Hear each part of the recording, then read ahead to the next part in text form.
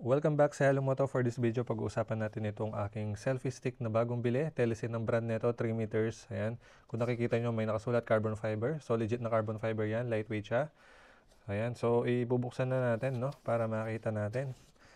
Bale, bumili nga pala tayo ng ganito. Kasi gusto natin magkakaroon tayo ng parang yung video game na style na video, no? Yung nasa likod natin yung camera. Para makita natin yung buong motor, saka yung buong katawan natin na nasa likuran, no? So ito meron siyang kasamang ganito, bali ito yung kukonekta sa Insta360 camera natin, no? Tapos itong part na to, ito yung kukonekta sa mismong selfie stick. So meron na siyang kasamang ganun. Check it out natin kung ano pa yung content niya, no? So ito meron siyang ganito, thumb screw, no? So ito magagamit din yan pagka ilalagay na yung camera. Kumbaga nandito na lahat ng kailangan mo para ma-mount mo yung camera. Tapos ayan, kung napapansin nyo, meron siyang bag, no? Napakaganda.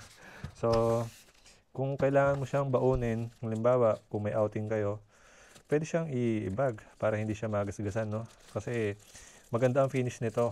Carbon fiber talaga na legit. Hindi siya yung parang mumurahin, no? So, by the way, meron nga palang ibang version ang Telesin na selfie stick na 3 meters, no? Ito yung premium version. So, ibig sabihin, ang premium nila is waterproof.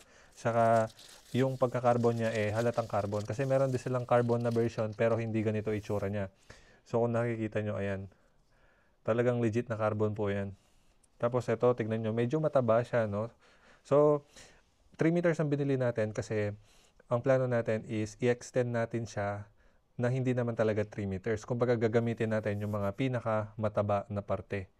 Ibig sabihin, pagka mataba yung parte na ginamit mo, hindi siya mag-flex. Ibig sabihin, pagka nasa motor ka, hindi siya galaw-galaw ng ganon. Kasi pagka lumiliit na yung dulo, lumalambot. Ibig sabihin, pag nalulubak ka, nagbabounce yan.